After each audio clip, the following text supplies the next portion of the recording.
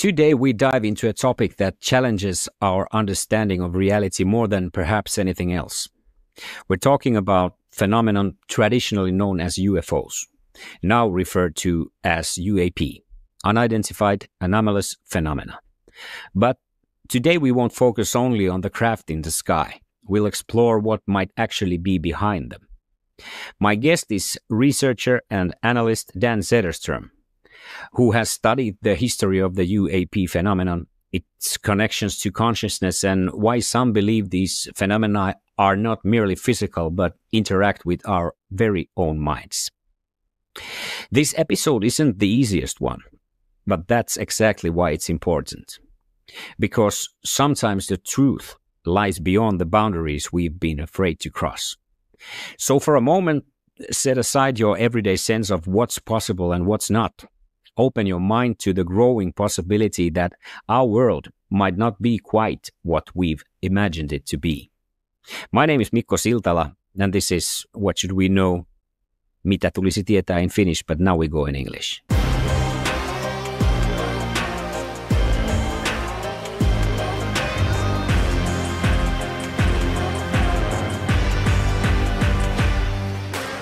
Dan, great to have you with us. Where are you joining us from today?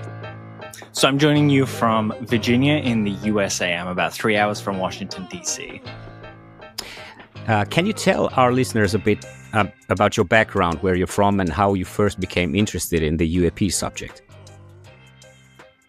I'm from Wales in the UK, and I first became interested in the subject because I came across all this lore in Wales about, fae and all this folklore about lights in the sky that farmers would kind of set their watches by. So there's definitely something external happening for the farmers to kind of, make their food off of that phenomena. And then as I grew up, I started kind of experiencing high strangeness. It all started when my sister had this book that terrified her about Nostradamus's prophecies. Obviously, since then, I've kind of learned a little bit more that, people take those things out of context, but the mystery has been tantalizing for my whole life. And X-Files hooked me.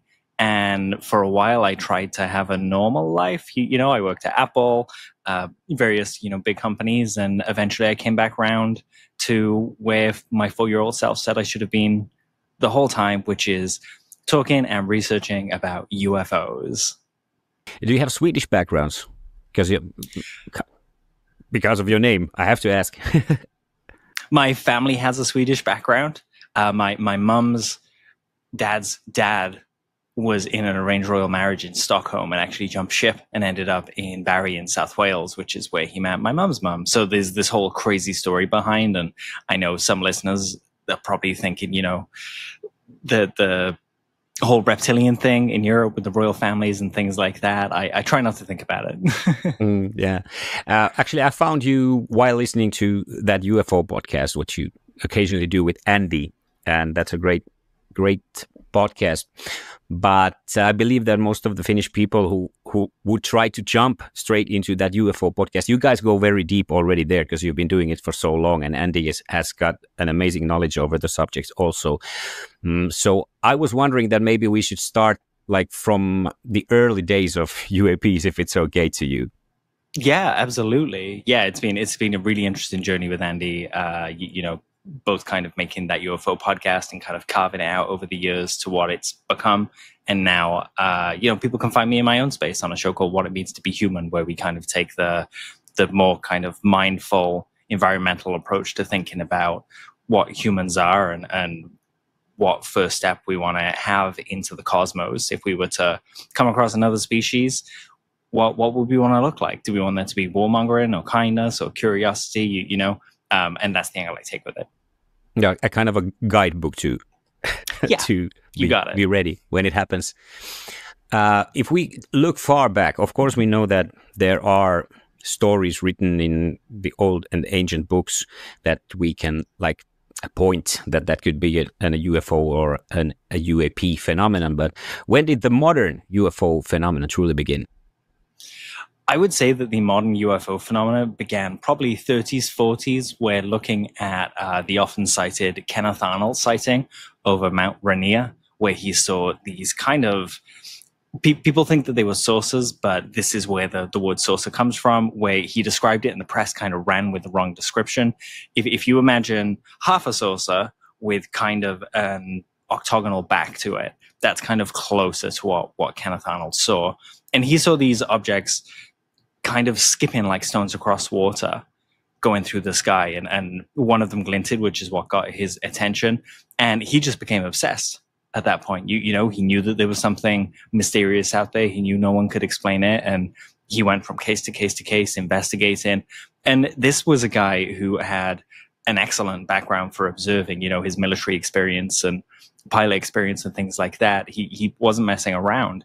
And then we go from that to something like, I guess, Roswell, which really lit the fire under this subject. And that one didn't actually come out probably, I'd say, till the 60s, 70s, when researchers kind of started getting hold of it and, you know, the behind the scenes kind of goings on. Up until that point, it was just as the world was then, you know, news didn't travel all that fast because we didn't have what we have now with the internet. These few years have been quite rapidly developing with the UAP subject. I mean, also especially in the US, with the government finally noticing that something is going on. But how did the media and the government initially respond to these mysterious reports in the 40s?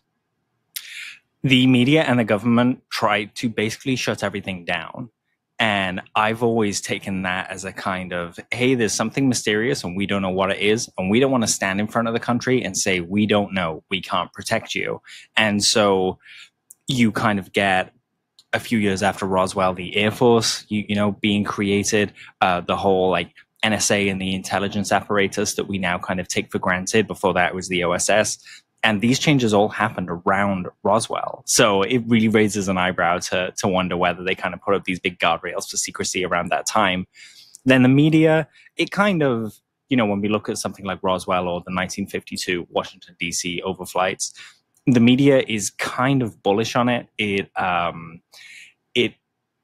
prints the stories, but it does so with a tone of kind of undercutting them. You know, it's not just mysterious objects in the sky.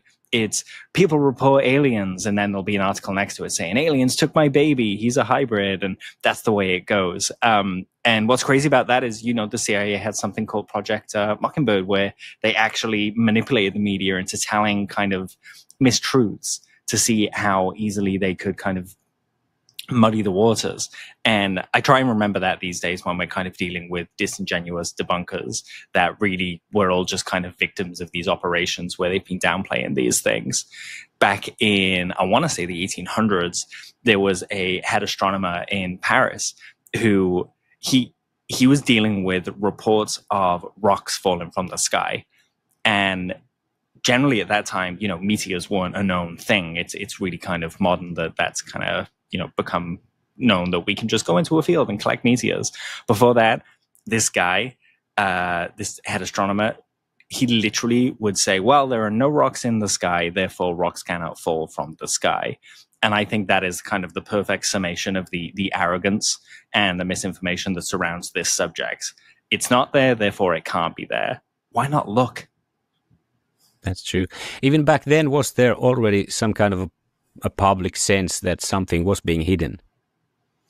Yes, absolutely. Over the years, the one thing that has been provable, you know, we haven't got bodies or crafts or anything like that, but we can prove through paperwork, through FOIA requests, you know, the work of people like Black Vault and others that kind of really drag those documents out of the archives, that the official organizations, you know, the CIA, the NSA, the DIA, OSD, I forget, there are so many different acronyms, you know, the people that Richard Doty worked for as well, they've all been muddying the waters and manipulating people around this subject. So we can prove without a doubt that there has been funny business and a cover-up of what we can kind of debate, right? We know there's something there. We can't say what it is. Some people say aliens, some people say not. I like to kind of thread the needle right through the middle and just kind of go, I don't know what it is, but I know there's something there and we really need to figure this out. And who again was Richard Doty? He's a former special agent with the United States Air Force who is best known in UFO circles for his role in disinformation and counterintelligence operations, particularly in the so-called Paul Benowitz case, in which Doty is alleged to have fed corroborated false information to the researcher. He's a highly controversial figure. Many UFO researchers accuse him of intelligence-directed disinformation, while Doty himself has offered different accounts. He is therefore a key figure in many discussions about how authorities may have manipulated UFO narratives. And then if we kind of turn the page, we go to, in my kind of timeline, to the Cold War and the nuclear tensions in the world. Did that have these two have any influence, both sightings and official investigations? The Cold War is a really interesting kind of time for UFO sightings, because running up to it, we've got, all these nuclear tests, like the Trinity nuclear test and things like that, which are objectively big releases of energy. So if we were looking into space at a planet and we were like, oh, there's nothing on the planet, we can't see people on there, the telescopes aren't powerful enough, and then we saw this massive burst of energy in the middle of one of their deserts, we would probably send a probe to have a look. And it seems, at first glance, that something else has been interested in our nuclear weapons and the energy that they're putting out. And you get so many different UFO sightings. The initial one, we're talking about Robert Hastings, where he was at, I think it's a Triple Gale Prime test. And he said that they launched this missile and they filmed a video of a mysterious object coming in and kind of zapping the missile with lasers, after which the missile fell out of the sky, which fills, a lot of people kind of say, well, they must be pretty nice if they're taking out on nuclear missiles. Well, Hiroshima still happened, Nagasaki, all those bombs kind of dropped, the tests that happened and ruined the wildlife and areas of the planet. They certainly aren't here to stop us using the nuclear weapons, but it seems that they want it known that they can deal with these things really easily. There are even cases of UFOs appearing over nuclear missile silos and starting the launch sequence and stopping it at the last second, which is, that must be insanely scary for the people that are there, because they know they're about to start World War III, right? But then it stops at the last second. And there have been so many reports of this happening, whether it's from Russia or whether it's from the US. And it's rumored, there are agreements between the two, kind of behind the scenes, to double check these kind of signatures and interference with the launch equipment, just so they don't kick off World War III. I'd highly recommend to people, there's a great movie called The Man Who Saved the World about Petrov Stanislav. And he is one such person who decided to ignore what the system was telling him was an early launch from the US and an attack. And he decided to ignore that. They don't actually know what it was initially. They think maybe it was like a glare off a cloud or something like that, but that doesn't really, give you the same energy signature as a nuclear weapon, whereas something with nuclear propulsion would. And so even though we've got these tensions up front, the nuclear test in the Cold War going on, Reds under the bed, all this kind of stuff, it seems like that there were factions of people behind the scenes working together to mitigate the UFO problem, because it could just kick off these world wars. And then, of course, on top of all that, we have what we found out, I say recently, in about 2017, 2015 probably, when Tom DeLonge wrote the Secret Machines books, apparently with a whole host of advisors behind him, kind of giving him little bits of information. And one of these advisors was leaked out when the WikiLeaks stuff happened. Everyone thought that Tom was crazy before this happened and that he was just making stuff up. And then the WikiLeaks stuff happened, and there were emails with conversations with Clinton, with Podesta, and all of these like really high level government officials that he said he'd been talking to. And one of his advisors, the story goes, and he loves telling this one, it's almost in every interview. The story goes is that he sat down with a general in a diner in the middle of nowhere, and the general just kind of leans over the table to him and says, it was the Cold War and we found a life form. And that's supposedly how the UFO story starts.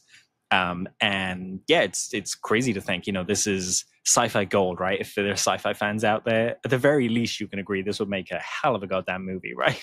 Yeah. One project name that pops up during the Cold War is Project Blue Book. What did it actually accomplish? Blue Book was a really interesting project because it's very similar essentially to what we have in the modern day with Arrow, the old domain anomaly resolution office, where we're told that these organizations have started to solve cases, to explain them. But over time, it becomes very apparent that these organizations are designed to explain sightings away, to make people feel safe at night, instead of actually diving down into the anomalous stuff.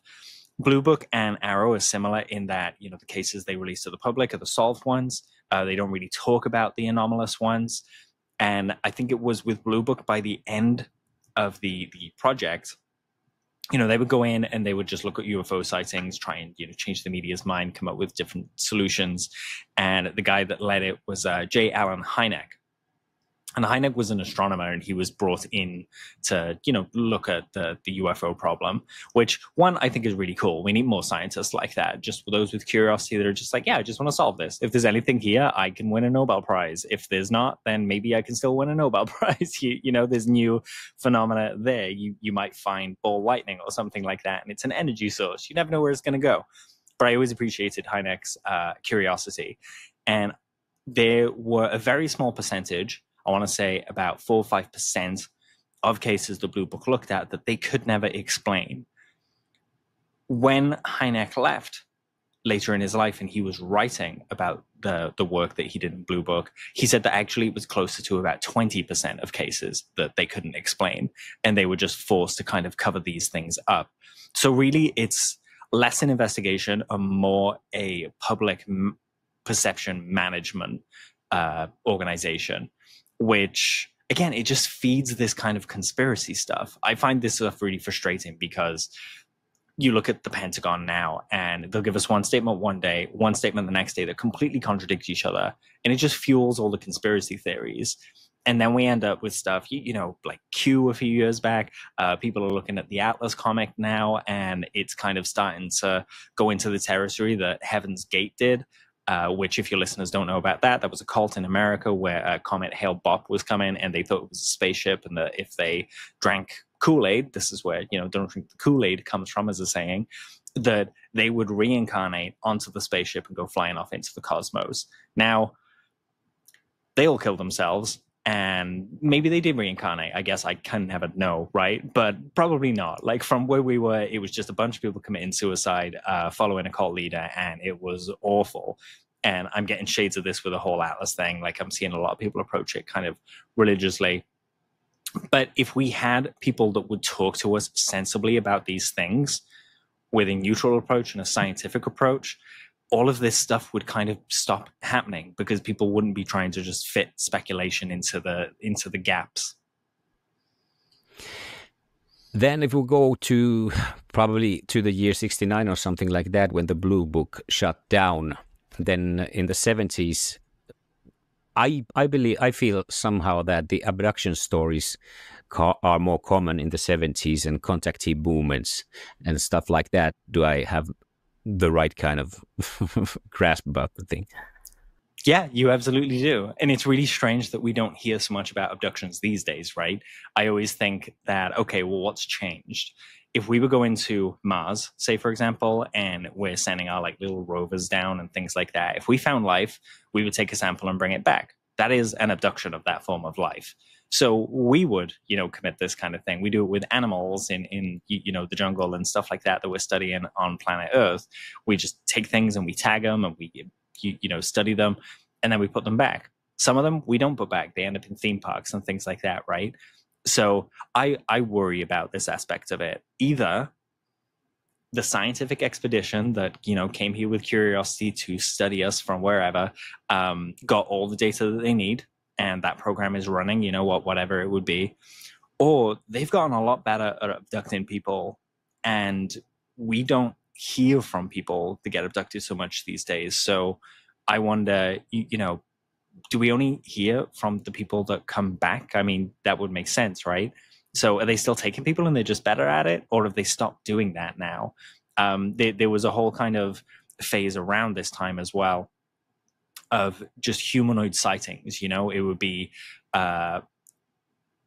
beings that just look like people, that would have like blue overalls and stuff like that, and they just look very similar to us.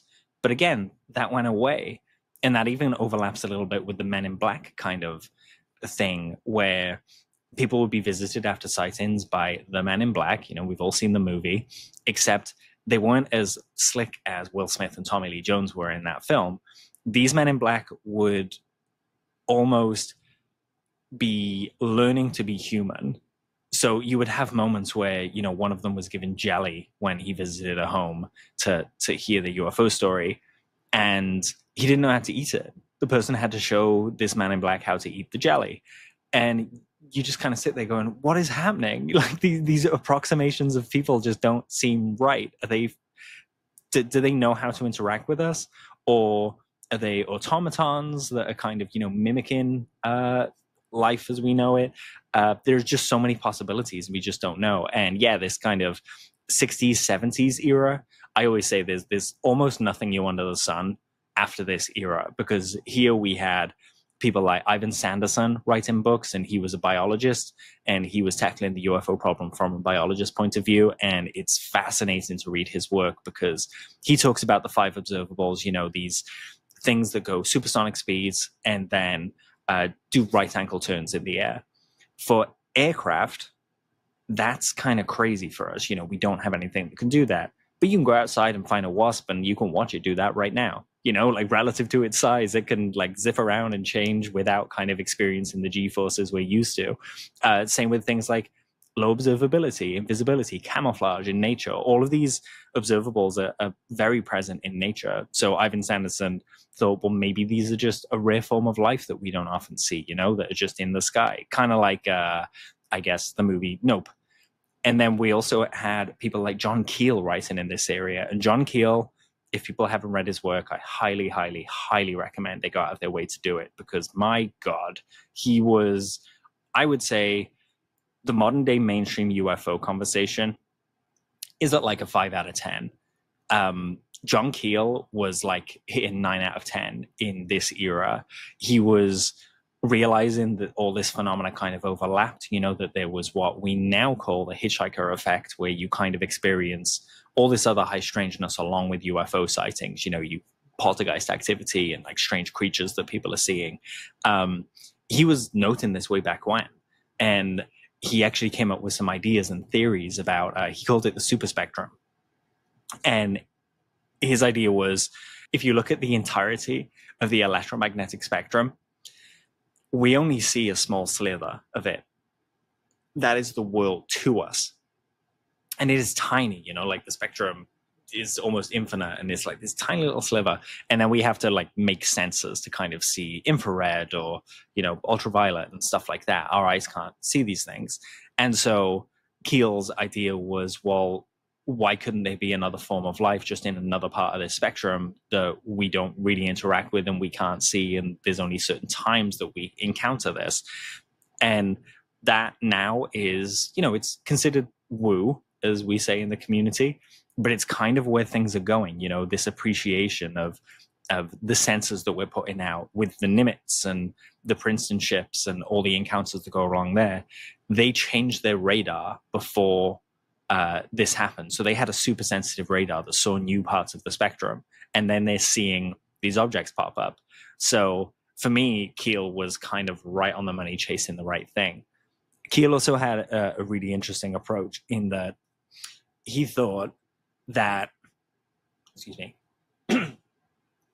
Keel thought that for every sighting, there was a prime intended witness, i.e. that it wasn't for, you know, a mass sighting. So like the Phoenix Lights, even though it was seen by loads of people, there was one person there it was meant to affect. And he would do his damnedest to find that person.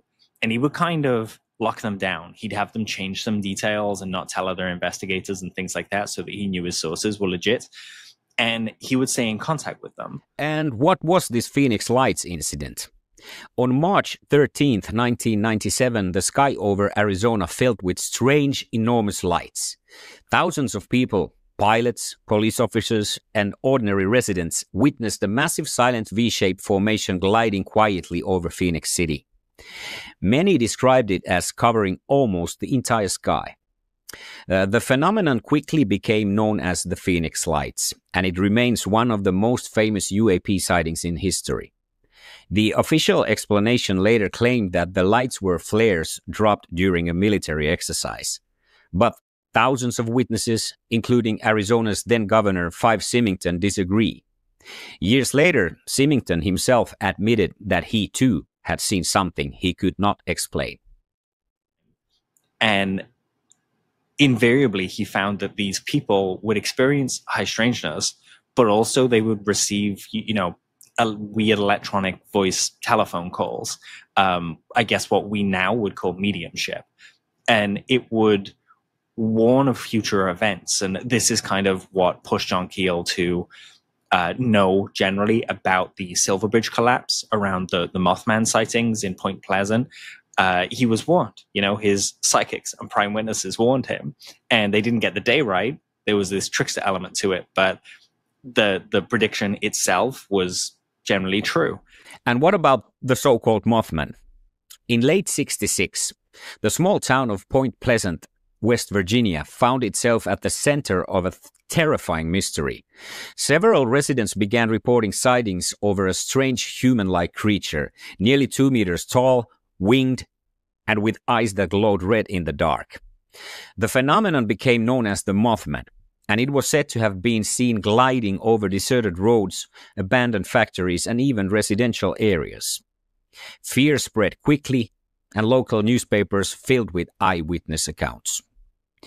A year later, in December 1967, the Silver Bridge, a suspension bridge over the Ohio River, tragically collapsed, killing 46 people. Many believed that the Mothman had been a warning of the impending disaster, while others dismissed it as mass hysteria and misidentified sightings. Still, the legend endures.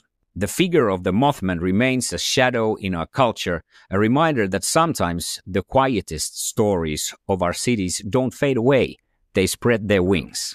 He also had these little moments where stuff like that would happen and he would get scared and he would leave town and he would drive to a hotel that he just picked at that moment. And as he went in, he would find that someone 48 hours before he even knew about the event that led him randomly to this hotel, they'd left a message there for him. And the line that these visitors would give a lot of the experience he spoke with was, "What is your time cycle?" So just like the modern day UFO conversation, we're kind of eking into the idea that these visitors, these interlopers, are possibly just us from a future, and we're trying to change something by coming back. That's just one idea. Again, I don't know, but it's really intriguing to think that they're coming back and trying to teach us a lesson and teach us something, especially when we look at stuff like the aerial school landings, where the visitors would walk across a field and then zip back to the other side and then repeat the motion as if, time was weird in that little pocket they were in. And they also would warn the children, don't get too technologed.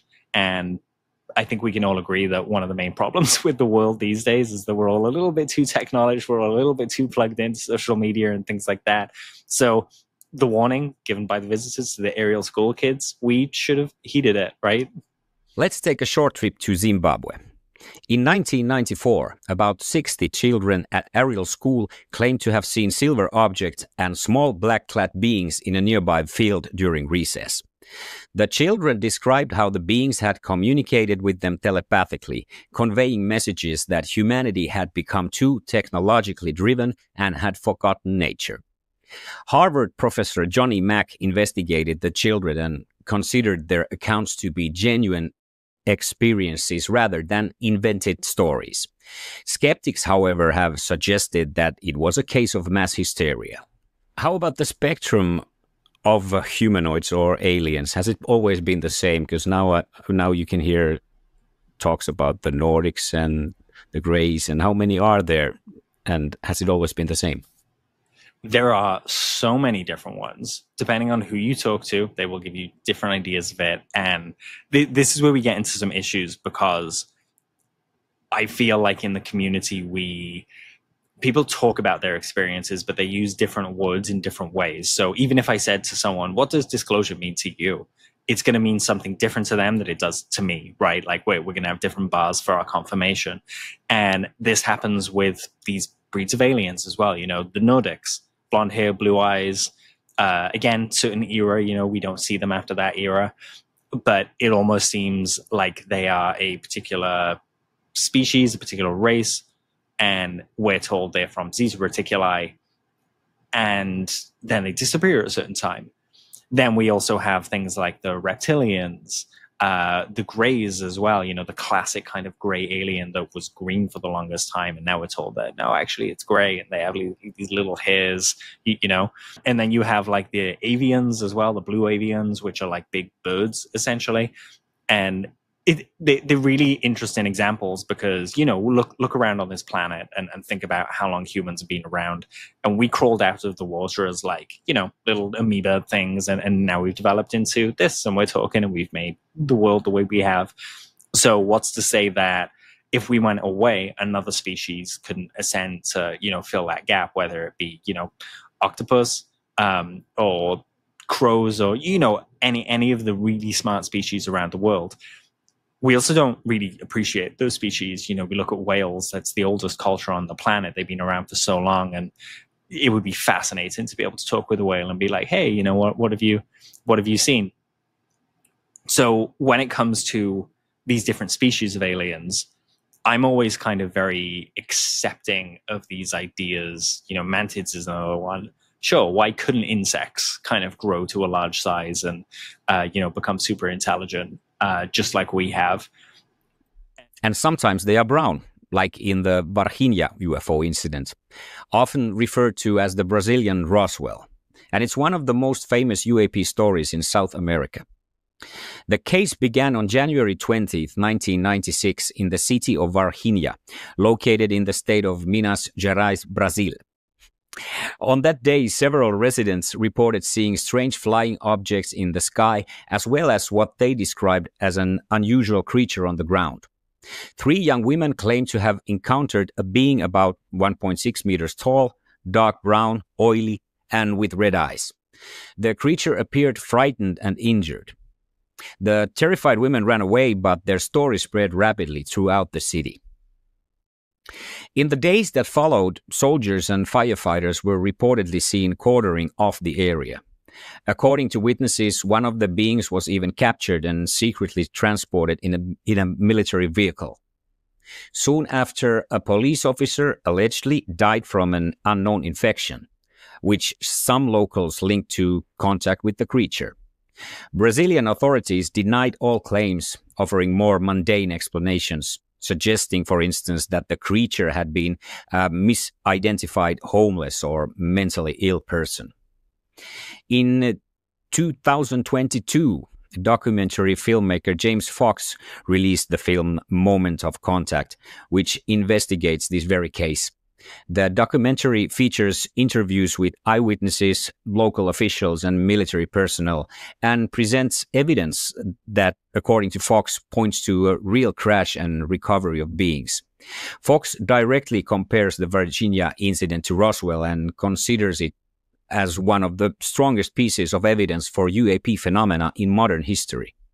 And yeah, I can't confirm or deny any of them exist, but there seems to be an ebb and flow where they'll appear for a few years and then they'll go away and the form will change. So we can say either, you know, we're being visited by multiple different species and they all look different, or just like Jacques Vallée, the great UFO researcher, kind of says that it's the same thing putting on masks to kind of put us at ease and to kind of bring us along, you know, go back to the 1800s. And instead of UFOs, people were seeing airships, you know, like these big blimps kind of things.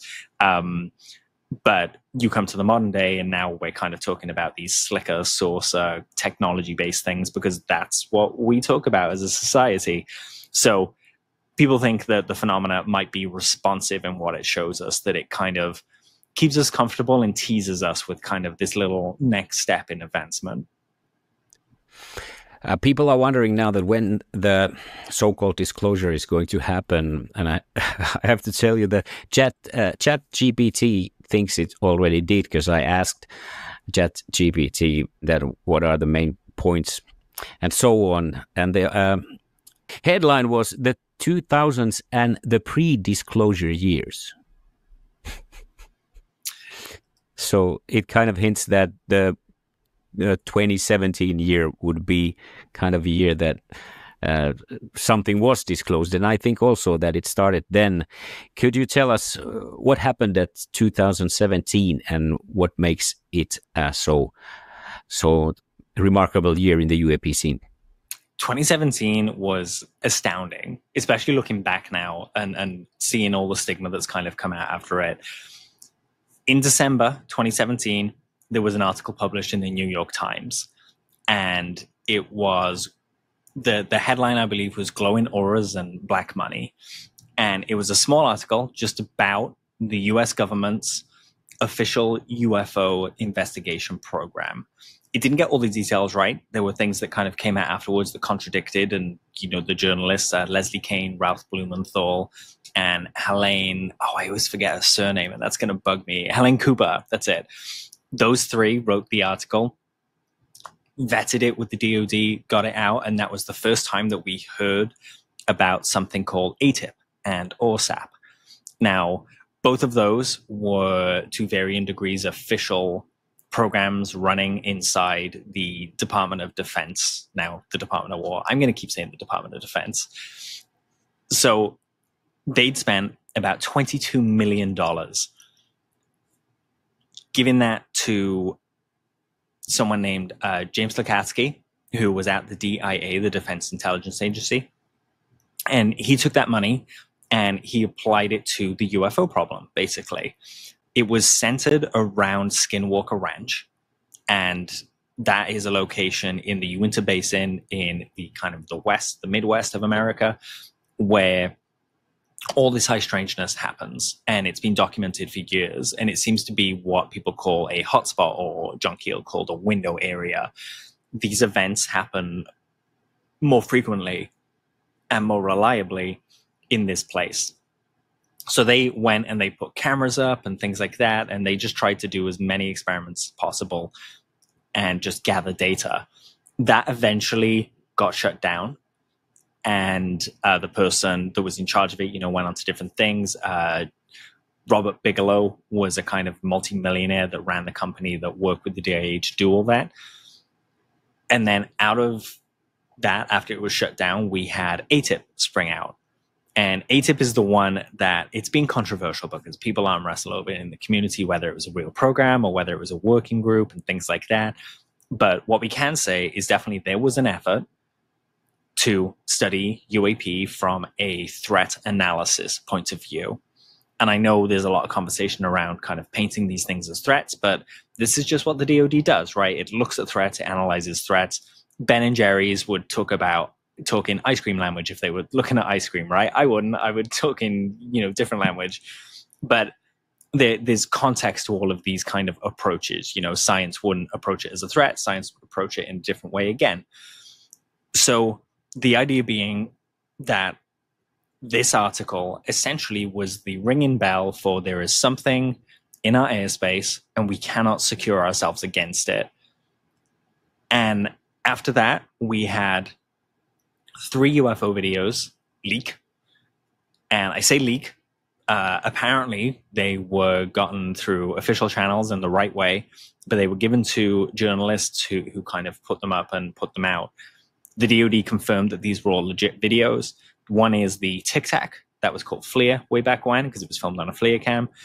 We had the gimbal, which is the one where it kind of looks like this stationary craft in the sky is not falling out of the sky, but it's just kind of, turning. And then we also had Go Fast. And these 3 videos were kind of the first acknowledged by the Department of Defense as genuine unknowns. And there's still debate to this day over those 3 particular videos. Some people think that Go Fast isn't going that fast. It's just a dot over the ocean and there's some parallax kind of going on. and that it's actually, you know, a really slow balloon moving. Gimbal, people have said that it's jet engine kind of flare. The people who really know this stuff have been, in my opinion, able to show that it's not that. And the pilots that were there that day as well kind of report more anomalous stuff around it. You know, supposedly the craft that was turning in the sky that I'm calling the gimbal craft, supposedly that had many different objects with it that were kind of tracking with it. And, you know, it turned on a dime instead of, generally when we make an aircraft, it's going to kind of, you know, it'll do a long turn, a long curve, because that's how aerodynamics works. Whereas these things can kind of, you know, do sharp turns and like stop on a dime and do that. And in the gimbal encounter, this was happening. And then the Tic Tac encounter, we had David Fravor and his wingmate and Alex Dietrich and her wingmate all encountering this white kind of pill-shaped object just off the California coast that was moving crazy erratically. It was super fast. The pilots, David Fravor, he's a member of the Black Aces. That's who was there. The Black Aces are basically, if you've seen Top Gun, that's the Black Aces. They are the tippy top of the spear in terms of like flying ability around the world. You know, on something like 9/11, they're the guys that you would have sent to get the plane stopped, you know, if they'd have seen something coming. And Dave Fravor says if this object had turned malicious against him, there is nothing he would have been able to do, which is insane to think about. You know, we're just talking about security of a country at this point. We're not even talking about aliens, you know, and it baffles me that some people just don't want to have this conversation. When ChatGPT says that disclosure happened in 2017, I can see why. It's kind of what I was getting at with the, you know, we all have different definitions of disclosure. Some people are just looking for confirmation, i.e. the governments go, hey, we're not alone. There's something else here. And that's it. They're good. Other people are not going to be happy saying the disclosures happened until there's an alien body on a gurney outside the White House with the saucer kind of displayed behind it. For me, I've had my own experiences. And so disclosure and that confirmation has kind of already happened for me. So I try and think of it in terms of, you know, my mum back in Wales, who doesn't follow the subject at all, except when I just talk her face off about it. For her to go, okay, we are not alone. That's the bar I look for when I see UFO news. You know, does this pass the mum test? And for her, the most startling bits of news in this subject has been Obama talking on the James Corden show in the US, where he said, it is true, we are tracking these objects and we don't know what they are, and they're making movements that we know that our aircraft can't do, and we're investigating it. And that's kind of where we are now, right? You know, that was about 5 years ago, but we're kind of still in that area. And yet people still say, you know, there's nothing there. It's just because you don't know what it is. There's a UFO in the sky. And like, yeah, technically that's true. But at the same time, if all the people who are qualified to tell you what it's not are telling you that it's not adversarial technology, you know, earthbound from China or Russia, and it's not US equipment, there has to be other possibilities for that, right? And we've got to start thinking outside the box. Could it be something that's been here with us all along? You know, just we live on this earth not on our own. Like I said, we live with all these different animals and non-human intelligence creatures. But in terms of being hominids, humans, we had Neanderthals with us. We had Homo floresiensis. You know, we had so many different kinds of humans with us. And it turns out we were never alone on this planet. We're just kind of the last ones, and we killed everyone else as we developed.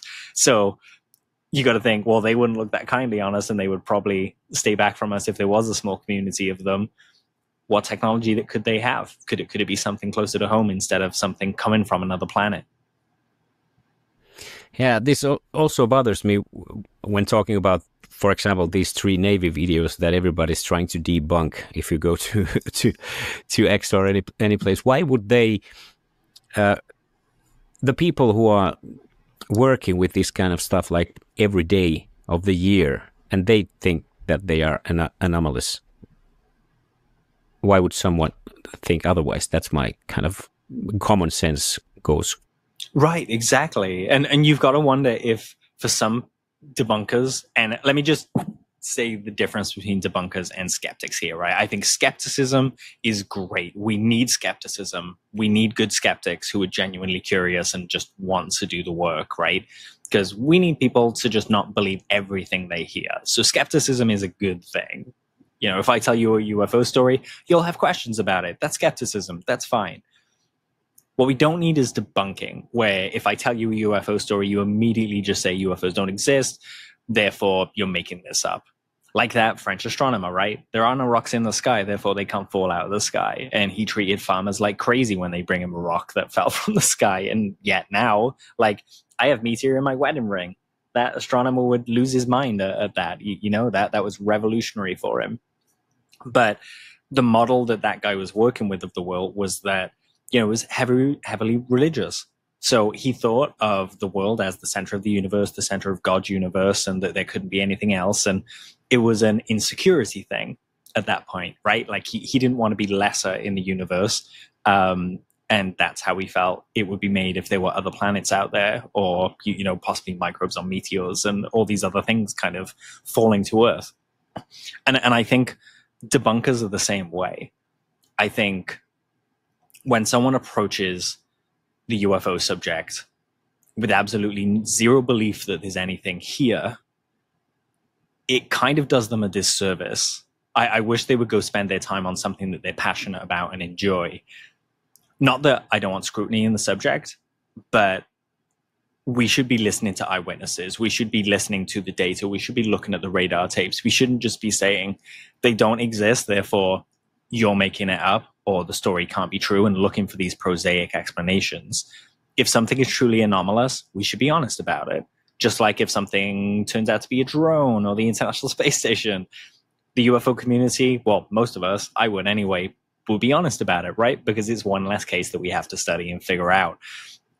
And yeah, so debunkers and skeptics, that whole debate kind of frustrates me, because yeah, skeptics, I think they leave their house in the morning and they know there are mysteries in the world and they want to figure them out fairly, neutrally, sensibly, with the scientific process of peer review, replication, so on and so forth. Whereas a debunker is not interested in that. They'll rant on X, or they'll rant on, you know, a forum, and they won't engage in the scientific process. And so you just left essentially with someone just telling you you're a liar about things, and saying that someone like Dave Fravor, like I said, the guy in the US kind of Navy flying planes, everyone would defer to this guy. You know, he's incredible at what he does. And I don't think we appreciate enough the level of ability of these people, you know, how fast these planes travel, the reaction times they have to have, you know, the perception of distance and how big objects are and stuff like that, because stuff can go wrong very fast. And yet, you know, we have people like Mick West sat on the internet in an armchair saying that Dave Fravor's lying, when I don't think Mick West could keep his dinner down if he did even 1% of what Dave Fravor does. And Dave approaches it fairly, you know, he just says, I don't know what it was. I really want to fly it. You know, like that's his bag. Yeah. And he does it in a day. For example, today he was debunking this Beatrice Villarroel's scientific study, and he already had an explanation for that in his pocket. He just pulled it out after, while thinking that this highly educated woman did years of research for that. Oh, absolutely. And months at least. Her whole team as well, right? And it's based on work that other people did. They cite other papers in the paper. You know, the plates are from the 50s. If Mick West was genuine about his study of this subject, he would go and get the plates and he would do the study for himself and see if he could replicate the results. But he won't, because he'll just be on X or, you know, Twitter or whatever we want to call it. And I think, you know, for me to kind of touch on, we were talking about how far is disclosure along. I feel like we're getting to a certain point now because, you know, we've got a scientist, or many scientists, I should say, engaging in the process. You know, Gary Nolan, everyone that's going to Sol, Beatrice, all of her colleagues. There are many more that I'm missing.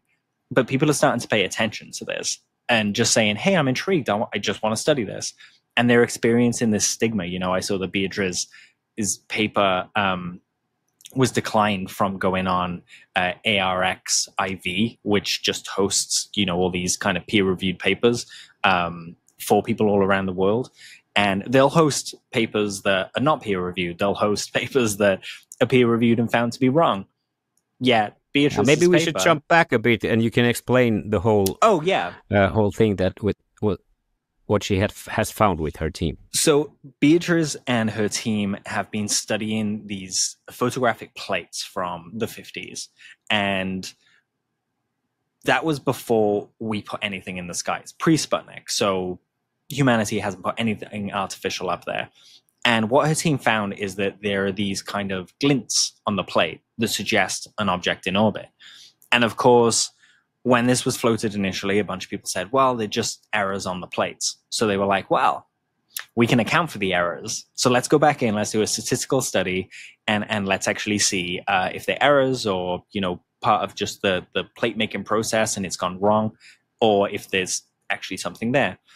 And they found that with I want to say it was 22 sigma certainty, 6 sigma certainty in science is like pretty damn certain, right? But this is 22. They found that these objects were very, very, very unlikely to be errors on the plates, because the errors weren't there when they were looking in the shadows. If there was an error on your phone camera, for example, you would see it in every photo, right? You wouldn't just see it in one photo. So you can say, oh, that error's in the frame. It's in the photo that I've taken, as opposed to a artifact from the photo taking process. So they found that these objects were there sometimes and not there sometimes. So it's not an issue with the plates. There seems to have been something in orbit around us in the 50s and 60s that was there more when there were reported UFO sightings, and it was there more when there were nuclear tests, which is highlighting, something we touched on earlier, the nuclear kind of attraction, maybe checking our technology developing. But Beatrice is being brilliant about this. She is not saying they're aliens. She is saying there's something peculiar there and we need to look and figure out what it was. And I've seen a whole bunch of scientists like Adam Frank say, this is really interesting data. Like, let's get going on it. But I've also seen, like I said, ARVIX, they refuse to put a paper up at all, which is just stigma and it's censorship, and there's no reason for this. Just put it up and let it speak for itself. If people want to take it apart and they can do that, let that happen. I'm sure Beatrice would be fine with that. But instead, we're just finding these brick walls are up. And as disappointing as it is that these brick walls exist, I think it's great that we're having a light shone on them, because we can actually tackle the issue. Bleach is the best, or sunlight is the best bleach. We can actually tackle the issue and take it on. But also, it lets people know that they can go and study this stuff, right? Like, in spite of the stigma, in spite of this censorship, Beatrice and her team have still done this incredible work. They've done a service to the whole subject and to the whole astronomy subject as well, because they are approaching science like Richard Feynman, a nuclear physicist. He always said that you should, as a scientist, approach things with a childlike curiosity. And I think that's so true. You can't come with a bias or a prejudgment. You've just got to look at the question and study it. Beatrice and her team have done that. And it's clear that a lot of debunkers feel challenged and they have nothing reputable and actually weighty to say in return. And I'm really looking forward to seeing the scientists who have responded in kind to this, the ones that have said, well, you've done the work. This is what we've always said we wanted, is a peer-reviewed paper about UFOs. So we'll look at it, and we'll look at your peer-reviewed paper because now this is the language that we talk. So hopefully Beatrice has just inspired a whole generation of people, just like people like Avi Loeb do, has, to go into science, to look at the mysteries, to look in the gaps of where science tells them, there's nothing to see here, and where governments say there's nothing to see here. We could be in for some real exciting scientific discoveries if any of this is real, right? Could you also open us a bit about the kind of a political atmosphere with what is going now? Because in Finland, I haven't seen much of articles about the congressional hearings or anything, and still there have been 3 already or 4. Yeah, that's right. 3 or 4, one of the two for sure. I can't remember because some of them are just like they'll talk to the guys from Arrow, and they're really and these are the public ones. But yes, the public ones. They say that there has been many more, but I think we've had 3 public ones. So we had the initial one with David Grush, where David Grush, super qualified guy, came forward and basically said, hey, you know, I have over 40 witnesses that I found whilst investigating whether there was a legacy UFO kind of program and cover up. And they all tell me it's real. And I found evidence that it's real. And so that was the first one. And then the second one we had Lou Elizondo testify in. And the skeptics lost their mind on that one, or the debunkers lost their mind on that one. I should say, I misspoke, because they've always said, you know, if Lou's telling the truth, he should go take an oath and testify, and he did. And once again, they had nothing to say. And then we also had this recent one where we had Dylan Borland come forward, amongst, you know, a bunch of other witnesses. I'm kind of just hitting the highlights here. George Knapp was also there talking about the Russia documents and his experience over the decades with, you know, being able to prove the cover up in paperwork at the very least. And yeah, Dylan was another guy who, in his line of work, he's come across these programs where they were studying the ship or the power source or the biological, you know, elements that were left over, or biologics as they call them. I always just take that as them saying bodies, you know. And so we're in a position now where we have this task force in the US that says that they're going to get all this truth out, but actually they don't seem to have much power in terms of like actually subpoenaing people and things like that. At most they can hold a hearing, which is great. You know, it gets everybody on board and it gets people talking, but we're kind of at a point now where both the politicians and the people are kind of saying, okay, we're fed up of hearing the talk. We need something tangible, some result, whether it's, you know, a photograph or a video, which is problematic because we have generative AI now, right? So you kind of almost can't even trust photographs and videos these days. But, you know, just a piece of craft, something more tangible than just stories. And we've had so many qualified people come forward and tell us the legacy program exists. The US has exotic craft that is not made by human hands, as the saying goes, and we're just hearing nothing about it. So you got to wonder, why is this stuff being held back? Is it held back as like a Hail Mary? You know, if Russia was to launch a nuclear missile, a hypersonic one at America, would they suddenly use a Tic Tac to intercept it and stop it, and we just wouldn't hear about it? Or is it a case of they don't know how it works? You know, they can only get certain parts of it to work. You know, just like if I took my iPhone back to the 1800s and gave it to people, they wouldn't be able to work the whole thing, right? They wouldn't be able to take it apart and replicate it. So many industries need to come about to be able to understand even the concepts of, you know, swipe to unlock. Babies can do it this now, but in the 1800s, most people wouldn't have a clue what to do. Even the English language would be different back then, you know? And so, yeah, I'm leaning that we just don't really have it figured out and we don't know. And this is why so many people in the know are reluctant to talk, because, you know, they've done things in the name of secrecy, like pushing people to suicide and covering things up and manipulating public perception, and, you know, Simian science. You know, if scientists had this in the 50s, where would we be now? Would we have our energy woes and things like that?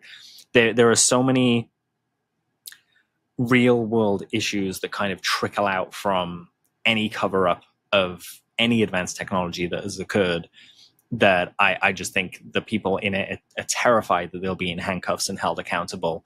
And who knows, you know, maybe they got given carte blanche in the 50s to do what they're doing, and technically they're not doing anything illegal. So we can't hold them to account because they're not doing anything illegal. We don't know, but we have to kind of keep pushing.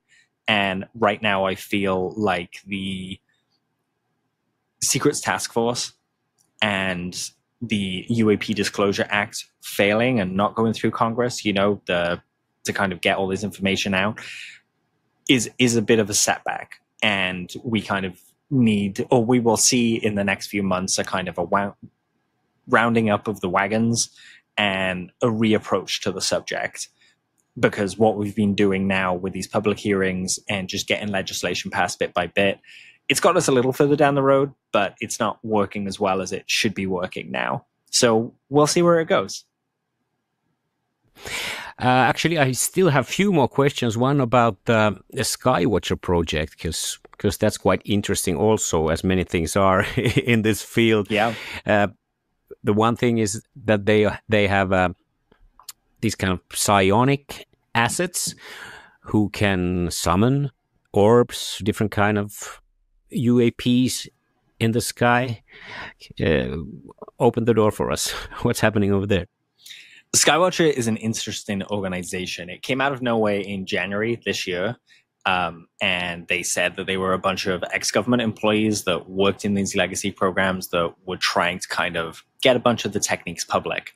And yeah, you're totally right. They've got two techniques of summoning UFOs. And this is what they say they're doing, right? Which is a little controversial because we're kind of leaning into Stephen Greer and his CE5 experiences, where I hear that, you pay $5,000, go to the desert with Stephen Greer, then you'll pray and see a light in the sky, and it turns out he's paid someone to drop some flares, right? So the UFO community is already a little cautious of this approach.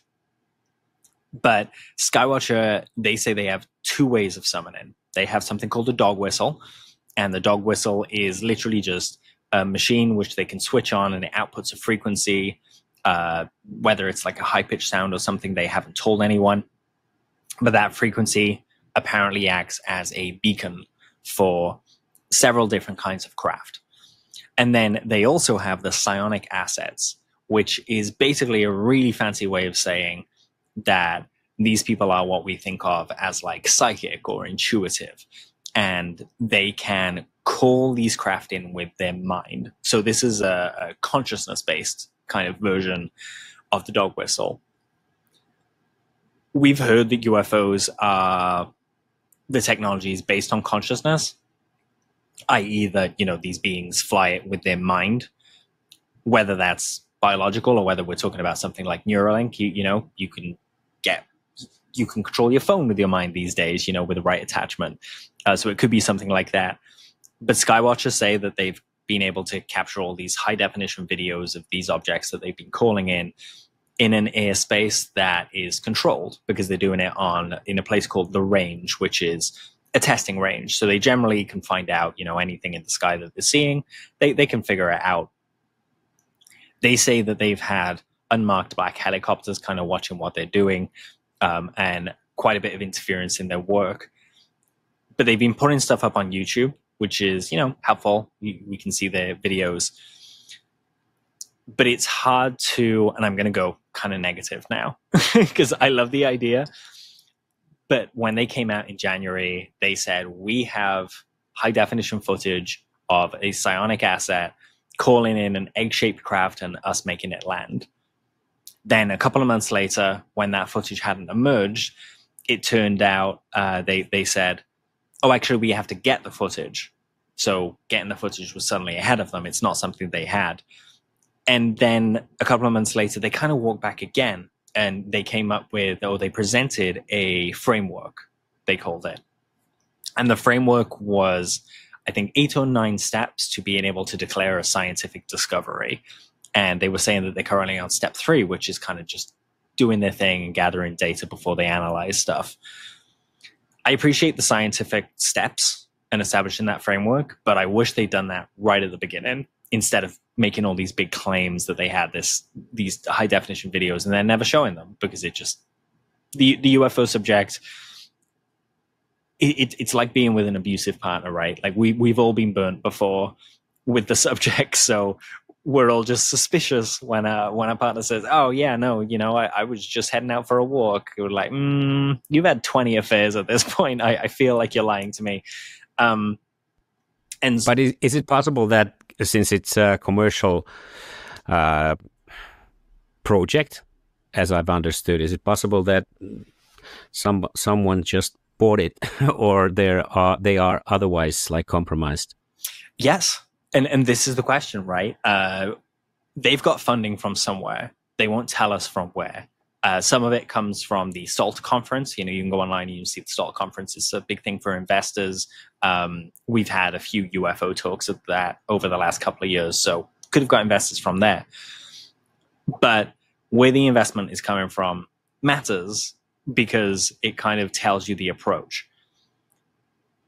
A lot of people think the investment is coming from a company named Palantir, which is Peter Thiel led.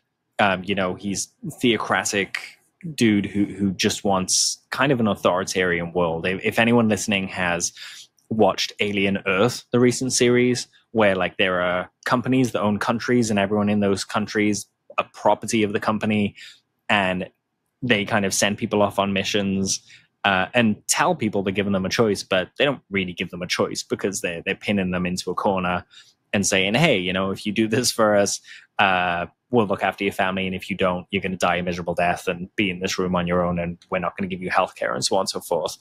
So it could be that the money's coming from someone that just kind of wants to rule the world in a way that I would say most people aren't okay with.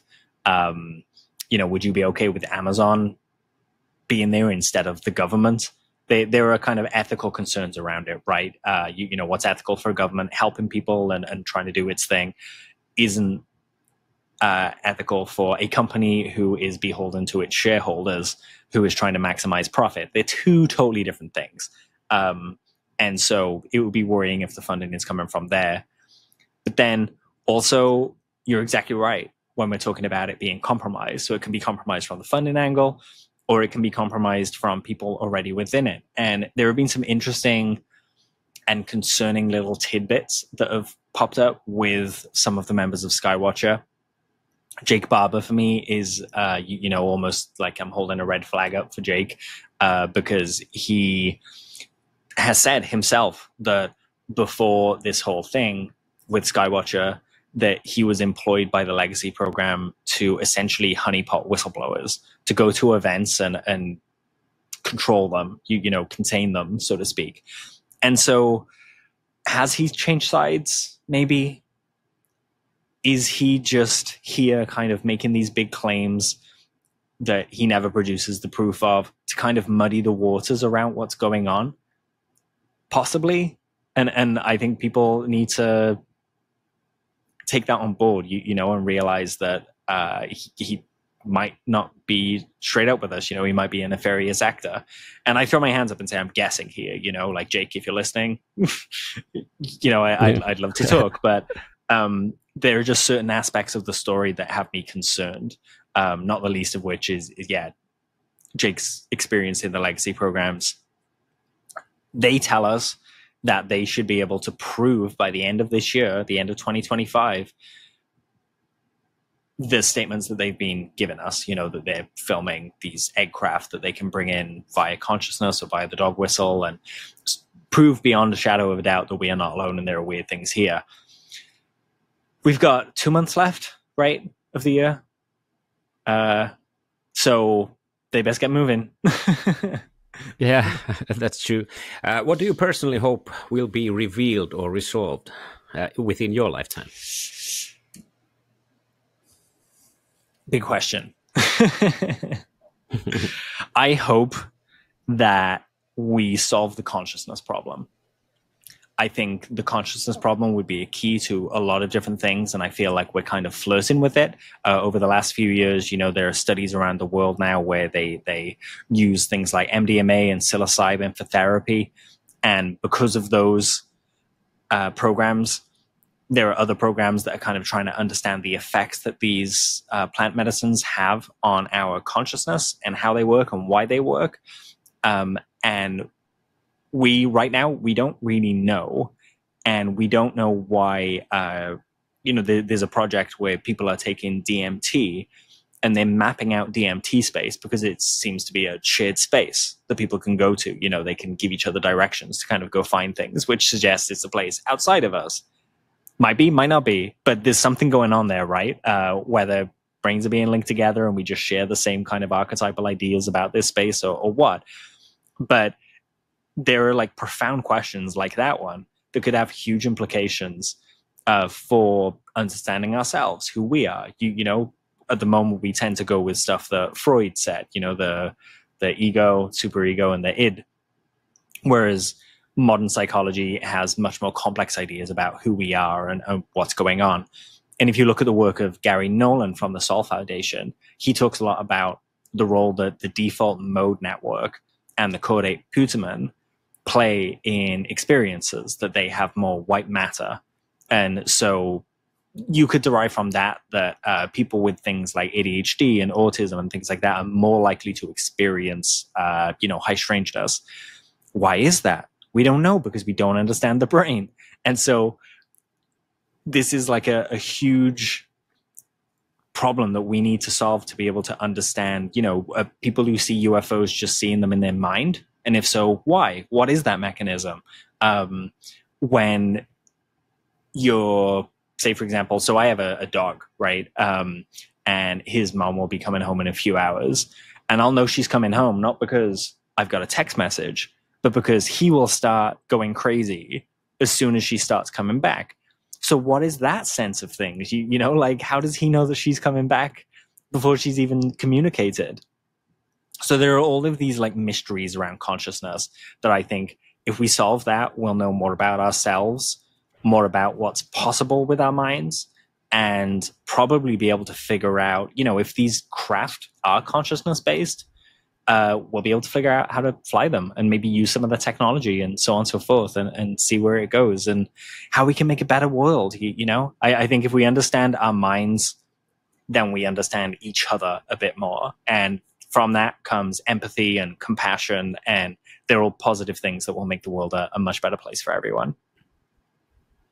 That's kind of intriguing and beautiful at the same time, that we are trying to find answers to kind of far out questions, but the answer is really inside of us, probably. Yeah, absolutely. Right. It's that, the answer was inside us all along. It's been with us. And chances are, if you go back and you read, the stories from indigenous peoples around the world, these are people who, they didn't have iPhones to distract them or the internet to distract them. They sat with each other and themselves for the longest time under the stars, wondering about the planet, wondering about the wind, the water, the animals. Like you'll hear about how, people in central Mexico thought of the puma, and held it in high esteem as like a god. And so these people were very introspective people. And so in a way, we almost have to go backwards away from our modern technology to go into ourselves and really figure out just who we are and who we want to be as we go out into the cosmos. Yeah.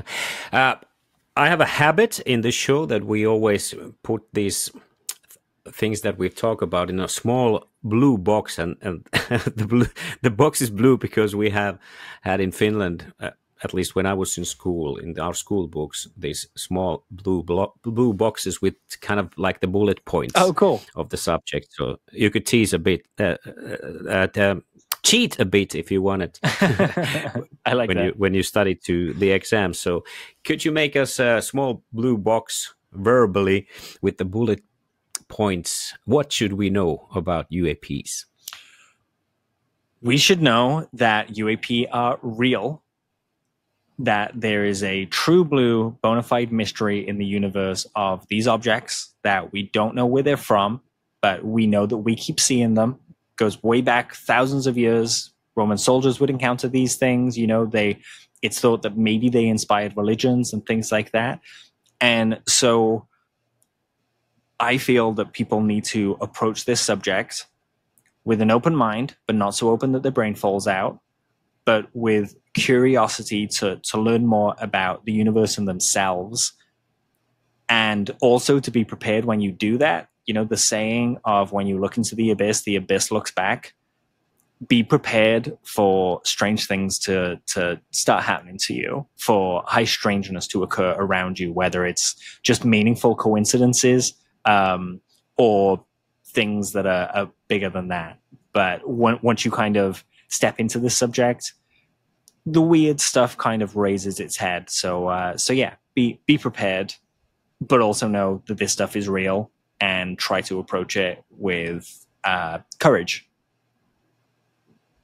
What is the next step? What should we wait, for the next kind of a big announcement or research or whatever? We haven't even touched the Peruvian mummies. Oh yeah, something new coming up from there, or what's your opinion? What's happening next? I think we're going to see science kind of take the reins of this. I'm not sure politics is the right place to have this conversation. Everyone kind of has their own agenda in politics, and so, it doesn't matter what politician stood on a podium and told us, you're not alone. There would be at least 50% of people going, you're a liar and I'll never believe you anyway. And so I think it's important that science take the reins. And people like Beatrice, people like Avi Loeb, this work, getting it peer reviewed and inviting people on board, essentially we're seeing the first signal flares going up from very qualified people to say to their colleagues, hey, there's something here, come look at this. And many of them are. So I think this is going to be like a trickle, a slow drip of an inevitable understanding that we are not alone. So look to science for UFO stuff, look to science for anything coming from the James Webb, analyzing atmospheres to see, that there are microbes, life on other planets. We've got a mission coming back from Mars where they think they found microbial life, ancient microbial life. And same with Venus. We're waiting for the phosphine results from Venus.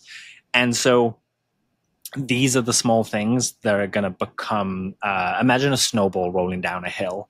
It's just going to become so big that things like the Peruvian mummies are almost too much of a jump if they were real for people to really internalize.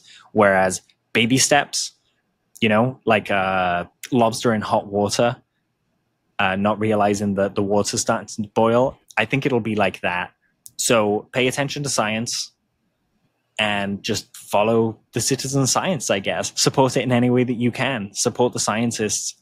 Compliment them. Go out of your way to give them good energy. They get a lot of crap from people online. And support it any way you can. Some of them take donations. Some of them don't.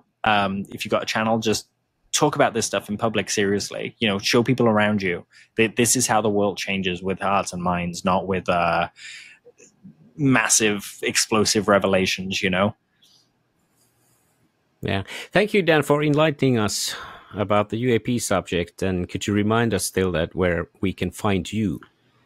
Absolutely. Thank you so much for having me. This has been really fun, and it's great to put a face to your name. We've just been emailing back and forth, so thank you for having me.